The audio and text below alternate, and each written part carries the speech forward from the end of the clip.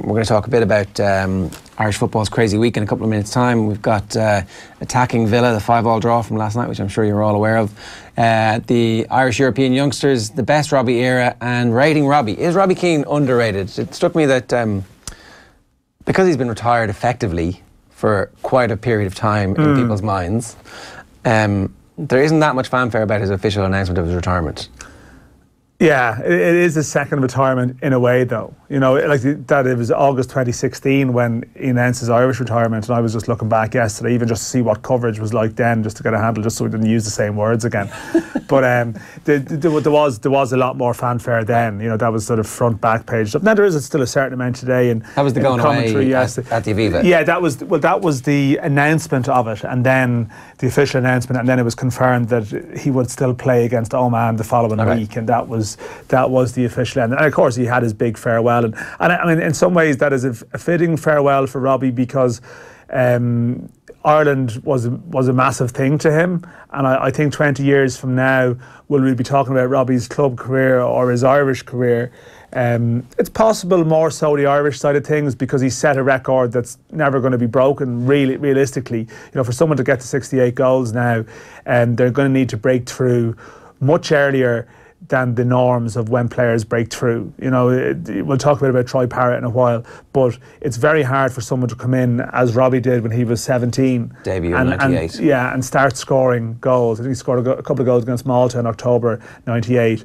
You know, he scored on his debut for Wolves in 97 against Norwich in a championship game. Yeah. So, and I remember that. I remember the sort of watching those goals whenever highlights program was on, and at the time it didn't seem that unusual, because you had Duff breaking through, and you know, you occasionally have these. Even David Connolly had been around before at a sort of a younger age group. Now the player that does that is going to deal with responsibility, or deal with sort of expectations from the first time he plays. And that is the one thing about Robbie, to answer your question: underrated, overrated.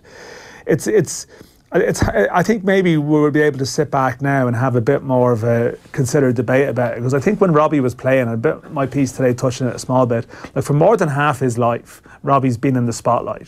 For pretty much the entirety of his Irish career, everything was expected of him, to the point where the expectations were probably unfair. Like 3 games without a goal and it's a drought, and what's wrong with Robbie? And even, I think Robbie, I don't have this to hand, but I'm pretty sure Kevin Doyle won more Player of the Year awards, until Robbie eventually towards the end, I think, got one to square it up.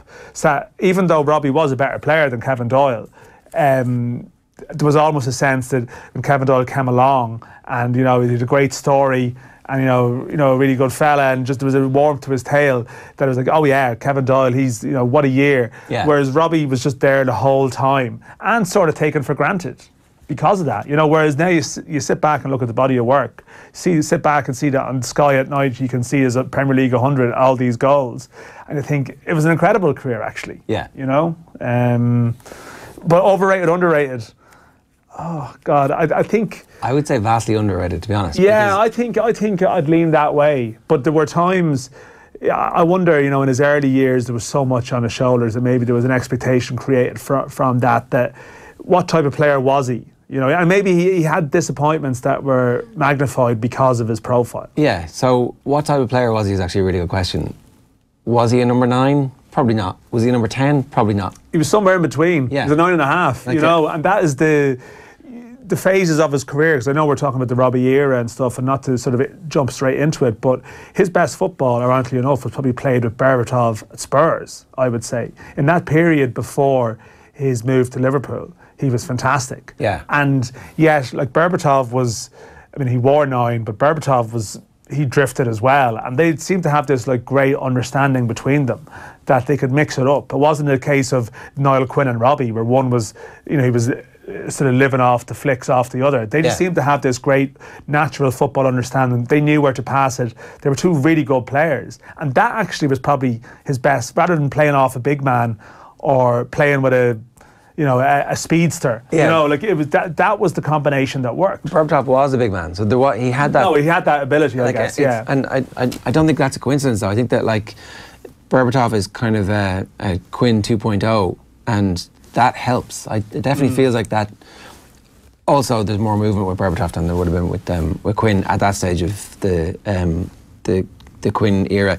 So the various eras that we're talking about here, which Robbie era was the best. There's breakthrough Robbie, obviously, when he comes in like a firebrand at Wolves, scores those goals, gets the Inter move, and then that fails. And no point in dressing up. But I actually admire now that he gave it a bash. Think about it. Marcello Lippi was the coach who brings him and gets sacked immediately. So I don't know, is it Mancini who comes in? Oh, I'm thinking now, yeah, because I remember there was a variety of strikers there. Was it Recoba and a few others? I remember just the Inter at that time were just, well, like most clubs, top clubs, they had the sort of the 4 or 5 strikers really, and he just seemed to be on the wrong side of the equation. You know, he just never really got that run. You know, they were a basket case as well at that stage. Like if Lippi had stayed and had brought him in, who knows what would have happened? But then it's Leeds who bring him back. David O'Leary, but that's only a loan deal. So loan, and then he joins them permanently. But then the fire sale happens. Yeah, so he joined Spurs, I think, in 2002. Right. And he's there for 6 years. That's the longest prolonged spell of his career, basically, until LA Galaxy, which was like quite a long time, but that was sort of peppered by loans and stuff. But that's 6 years at Spurs. Now, it wasn't always perfect at Spurs. I remember him sort of having a tantrum one time. I think it was at Birmingham, or one game where he was a sub. He was the third sub was brought on, so Robbie wasn't being brought on. And I remember him sort of, throwing a training top. And for all that, Robbie was very expressive on the pitch. And this is one of the things about Robbie. Like, Robbie was a footballer in the dressing room. What happens in the dressing room stays in it. That for all the moves and all the transfers that he had, he never really came out publicly and like bitched about managers. Even when all went off at Liverpool, it didn't really go his way. And whatever was going on, he would never really come out and air the sort of dirty linen in public. No. You know, he was very much what happens behind the door stays behind the door, and that's why managers seem to really like him ultimately, because they could sort of trust him to a degree. But that period with Berbatov is when he really ignited. Marco Tardelli was the Inter manager. Was it Tardelli, really? After Lippi. Oh, of course. I should know that from Tardelli being asked about it when he came in. Yeah, I'm sure he just laughed it off in his. He shrugged it off with his 25 words of English and then a little smile at the end. Yeah. So there's 2 Spurs eras, right? There's it goes Spurs, Liverpool, Spurs. Is that the order? Yeah. So he went to those 6 months at Liverpool, which again at Liverpool, I mean, this is the thing. You know, Torres was there at the time, and Benitez really. Well, Benitez signed him, but then there was a couple of months in, there was a suggestion that he actually wanted to bring in a midfielder as well too. It hadn't got his way. Yeah. And Robbie ended up sort of caught in this mad in this sort of political game. And I think Robbie said it at the time, he was playing out of position a bit. I mean, this is the question of what was he? You know, what was his actually ideal position? But he felt like he was out of position for periods. I remember Torres was not a 9.5 or a 9 3/4. Torres was a number 9. Yeah. And so he's also one of the best footballers in the world at that point. You're not coming in to kind of get in his way or to do anything other than to be a secondary player in that system. No, and there was a suggestion that Benitez thought he could develop Keane in some way, and it would have had to be develop him as a bit more of an actual number 10, like an actual sort of a playmaker figure. Because Robbie, even as his career went on, he never ended up even in Galaxy or stuff like that. He never ended up back going even deeper and deeper, you know, into sort of this sort of playmaker mode. He was very much still happier forward, but and even that was the thing. Like even you speak, was he a 9? Then with Ireland in his latter Ireland career, like he couldn't play as that 1 in a 4-5-1. He just couldn't. You know, he didn't have the capabilities to play that role properly. He was isolated, so he sort of and at Liverpool, I think he spent a few games out wide. And like, I do remember him scoring a goal against Arsenal in one game, and he still scored a few goals when he was at Liverpool, but just.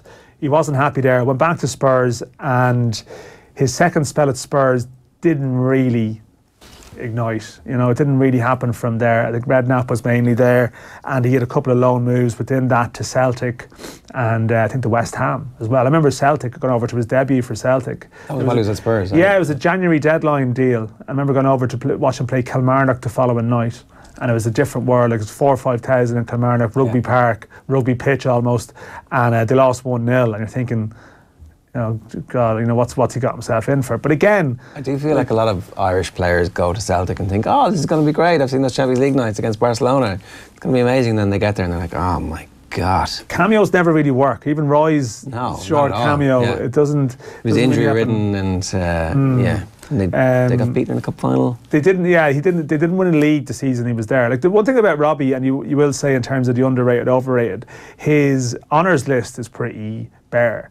You know, for a player of his ability who did what he did. All those MLS championships. Well, that's what I'm saying. That boosted it up. But I think prior to that, it was just the League Cup with Spurs. Yeah. You know, and that was the one thing about his time in America, that he went to the MLS with a great attitude. And that was the key. So many people go over there, the exports, and they're done. Either their body's done or their mind is done, or they're just not. They're patently just there for the cash. And Robbie went over there, and I would read a bit of criticism. And I remember at the time, sort of writing a piece, thinking, like, well, why is he doing this now? Like, he's checking himself out of top level football too early. Yeah. But he actually went over there, in fairness to him, and threw himself into it, and he won 3 MLS Cups. And I know it's never, you know, it's never going to win the respect of the European audience, no matter how much they try and grow and advance the league. But it's a credit to him that he tried it.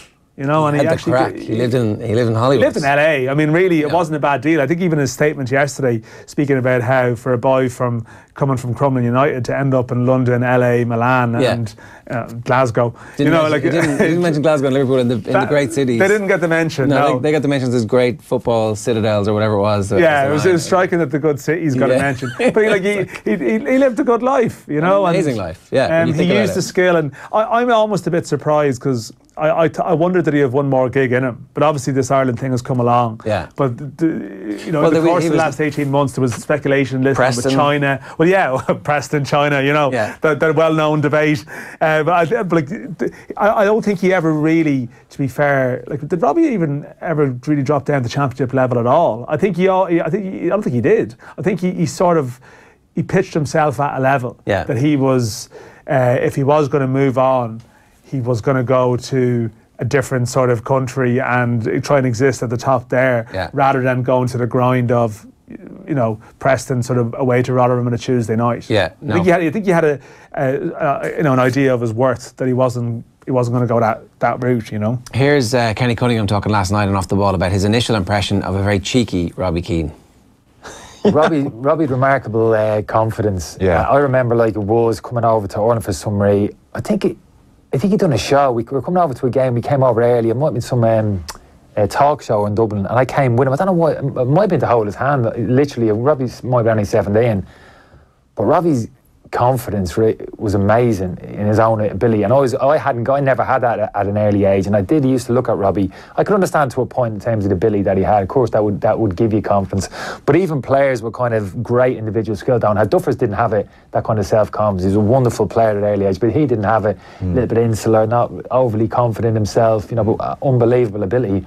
But Robbie was different. I mean, just Robbie, the way he carried himself and that little bit of a strut, shoulders out, even from a very young age. Yeah. Amazing, really. And well liked initially when he had that strut and he arrives in the scene with the strut, or did people think, hang on, who's this? Oh, no, the lads loved him. Okay. Because, you back it up, that's the thing. You come in with the strut and start giving the Billy, you know. But you can't. Yeah, you can't back it up then, you know, you fall flat in your face, but, you know, you get ridiculed, but he could back it up and always did. Yeah. There was Niall Quinn told a story in his book where it was early on when Keane was in the camp and they was just warming up before training. They're doing loads of tricks, and he said that Robbie caught, Quinn said, me looking at him, and he knew I was looking at him, and then out of nowhere he starts going, "Watch this, old man. Can you do this, old man?" And starts doing all the flicks and tricks. Can you try that, old man? And again, Quinn sort of said, you couldn't but love him. But it's a tightrope to walk that kind of strut. Yeah. You can see why that would be infectious, especially now. If someone walk in, well, maybe now he'd get kicked up in the air by everybody going, hang on a second. I don't know. Well, I mean, I think we're talking about, say, Troy Parrott now, who's coming along.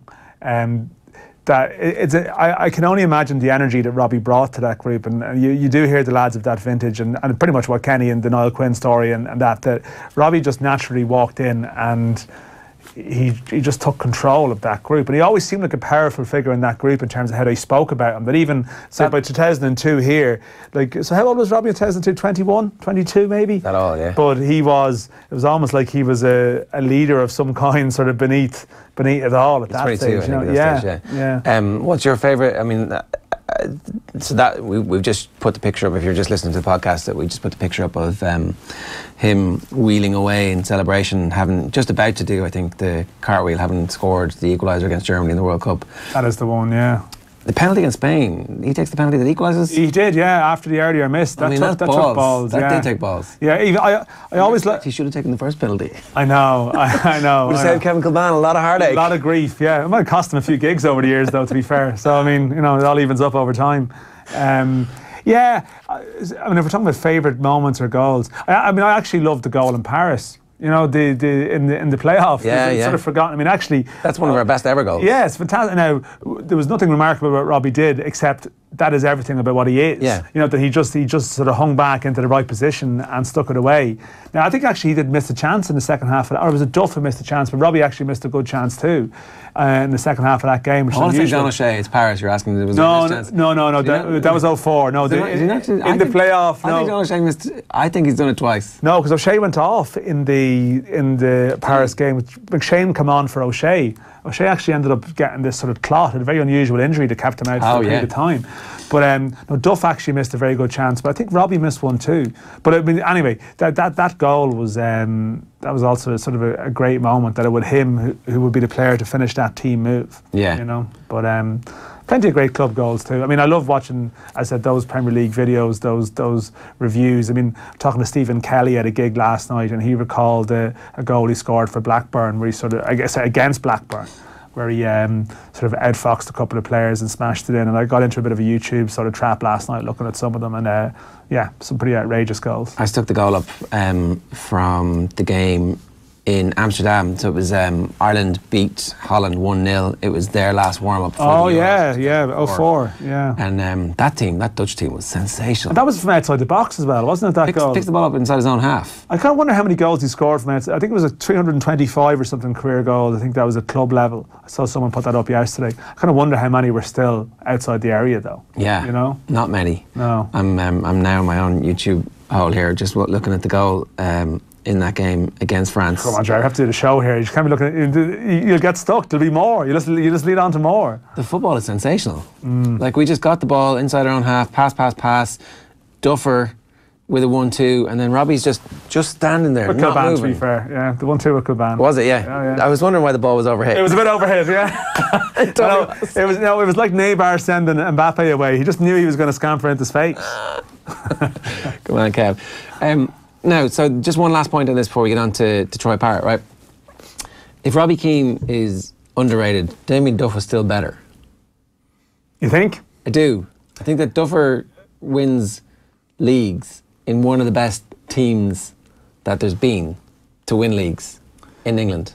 See, Duffer had a better club career, but Robbie probably had a better Irish career. And so what's the measure of it? What's the measure of I think, I mean, Duff, like, at his peak was, I would argue about Duff that not the best, but at his peak, the most exciting Irish player nearly ever. Because you described the other great Irish players, but they were more like, they were brilliant, Keane, Brady, Giles. But in terms of actual sort of thrill a minute value, like Duff was just, when he was in full flight around 2002, we've never had anything like that. Yeah. But there was a consistency, a repetitiveness about Robbie did that was never going to leave you sort of jumping off your seat at times, but he just kept doing it. Yeah, I maybe would lean towards Duff in that argument, all right, but it feels like you're chipping away at two great careers. It feels almost unfair that to make the argument you have to be unkind about someone, whereas that's not really the point. You're nitpicking about greatness, really. So, and that's I guess that's part of our job sometimes. All right, well, you can all get involved in that conversation if you want. You can tweet us here at Off the Ball AM. Let's talk a little bit about Irish underage stars. You were saying that you were going to go to a game last night between the Spurs under-19. Spurs and Inter Milan. So it's the UEFA Youth League. So it's obviously the UEFA Youth League is on the same sort of pattern as the Champions League or the senior games. So they play earlier in the day. So I was half tempted to go to that game until all the Irish stuff kicked off, because it wasn't just Troy Parrott who's there in the picture for people looking at the streaming. It's Ryan Nolan as well, who's the captain of the Inter Milan Youth League team, who's born in Clare. Grew up in Clare, and moved to Spain when he was 9, and eventually has made his way to Inter Milan. So you have Ryan Nolan on one side and Troy Parrott, who's the 16-year-old wonder kid, Belvedere, who's gone to Spurs, scored a lot of goals in the under-17 Euros last year, and now, even though he's still only 16, he's 17 in February, he's playing under-19 for Ireland. He got a favourable mention from Martin O'Neill. He's been with the under-23s at Spurs as well, and he scored a brilliant goal in the game yesterday, which people can look up and they can find it. I think it was on BT. So, expectation is deeply unfair for someone of that age, but he is the name. Get him in the team. What are you talking about? But he's Stephen Kenny mentioned him the other day, right? In his press conference, and Stephen Kenny would have Belvedere links. He would be very aware of Troy Parrott's story, and there is a sort of a nice symmetry when the day that Robbie Keane retires, you have an Irish kid at Spurs scoring a goal for Spurs in a big enough game, albeit at youth level. And he is only 16. He's younger than Robbie was when he broke through. Was that a captain's armband on Roy Nolan's? Yeah. Roy Nolan was wearing. Yeah, Roy Nolan is the captain. He's a centre half, and he is the captain of that Inter Milan youth side as well, and he would have been involved with their team in pre-season. Now, Nolan actually, he's overage for the Irish under-19s, and he hasn't been involved in the 21s. So I would say for Stephen Kenny, that would also be someone to go and watch. I remember speaking to Tom Mohan recently. He did an event and actually said when Nolan was younger, there was probably centre halves they rated higher than them. So right. Declan Rice would have been one of them, and a couple of others. But Nolan just seems to have gone to. He's in Italy now. Boy from Clare playing on he's on the books of Inter Milan. So we'll see. I mean, sometimes unfortunately playing, at a high level, at youth level for a top club does not mean it can mean nothing. Yeah. Those players are littered everywhere now, and the next Seamus Coleman becomes your star. Yeah. But still, I think Parrott is a player who seems to have a knack. He's a great dead ball specialist. He's more of a number 10 maybe than a number 9. But at least it's good to have a name. Goal scoring number 10 would be a welcome addition. Yeah, but we're in no position to turn any of them down, Ger. Okay, just want to talk about the Villa game last night. Finished 5-5. Villa 2-0 down after about 8 minutes in this, and then it was 2-2 15 minutes in. A man gets sent off, Villa take the lead, and then there's a last minute winner, or last minute equaliser for Forest. Crazy. We're down to 10, I think Forest were, weren't they? Crazy game. It's sort of an old school, like 1960s result. It's sort of you don't get many 5-alls these days. No, almost never. I think of many 5-alls. So I remember some high scoring draws, and there was a Spurs Man City game many years back that might have been 5-4, and a few like that. But Villa seem to have got a bit of spark back. Dean Smith's come in. Well, so here's the thing, right? Yeah. The reason I wanted to bring this up was that Steve Bruce was there. They were playing crap football, not getting the best out of their players. We just don't have the players. We should just get used to mediocrity. Dean Smith comes in and the team's like, well, actually, we can get the ball and keep the ball. Yeah, and Brentford, his Brentford team were really good to watch and really good side, and Scott Hogan scored a lot of goals there. And actually for the poacher type players, they do a lot of attacking around the opposition penalty area and they play a particular style of play. So, he's a Villa fan as well, Dean Smith. He's one of their own as such. Yeah. And they had the derby win at the weekend against Birmingham, but there is a real sense that they can get going and push up, but they can also entertain, and that papers over a lot of cracks if people are actually being entertained, because you go to Villa, it's a great club. I really like going to Villa. They're getting 30,000 people. I remember there a couple of years ago when they were 17th in the Championship, that first year when they struggled. Some massive crowds going to the games. They just needed something to seize onto. Yeah, so I guess I'm saying that a change of manager can really have a massive impact. It can change the perception of a team very quickly. Bring the good times back. That's all we want, Big Mick. That and qualification for the Euros that are going to happen in Ireland. And then Irish football's crazy week. Are we drawing a veil over this now and saying enough is enough? We've had what? So the takeaways from the week are that. Well, I haven't talked to you about this. No. Stephen Kenny, where do you think? I think it's fantastic that Kenny's going to be involved. There's no doubt that this has been thrown together a small bit, and there's definitely reasons that it's been thrown together, but I am starting to come around to this is so crazy, it might almost work. So I might be cynical about the rationale behind it, but that doesn't necessarily mean that you can look at it and say, well, this is going to be a disaster. The one thing, the argument is, well, what if Mick does really well? And I haven't really, to me, right, 24 teams qualify for the next Euros. 13 qualify from Europe for the next World Cup, unless Infantino gets it bigger. Mick said during the week that his regret is that he didn't leave after 2002 World Cup, and he wants this job to propel him towards another 10 years like Neil Warnock, effectively, who he mentioned during the week. If Ireland get to the Euros and do well, the best play for Mick McCarthy probably is to leave, because if We're not going to qualify for the World It's Cup. going to be very, very difficult to qualify for the World Cup. And if Mick leaves on a low of having not qualified for something, then I think with his reputation, it'll be harder for him to sell that as a bounce factor to get him into a better job than he was before. Yeah. So honestly, that side of it, I can sort of deal with it. I think for Kenny, it's an unusual one, the situation that he's in.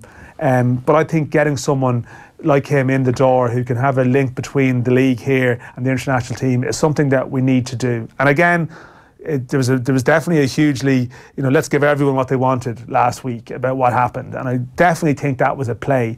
But at the same time, it's got someone in there who now has a real link to the game here, and everyone in the league here should be lifted by that. Because if he comes to the game, it's not tokenism. No, it's his genuine, it's his genuine belief. And he's like, he reckons he wants to see these players. But here's the thing about, if the wrong candidate was I want to give everybody what they want is the impetus. If that is the case, if the wrong candidate had got the job, then that would be a disaster. But it turns out if you get the right candidate, however you end up there, is it a disaster that we're going to have somebody who knows what the future holds for him and spends 2 years going around the world talking to the best managers and having conversations with them and going to all those UEFA conferences and seeing what the coaching trends are, understanding what the ebb and flow of organising international teams is at a very low risk level?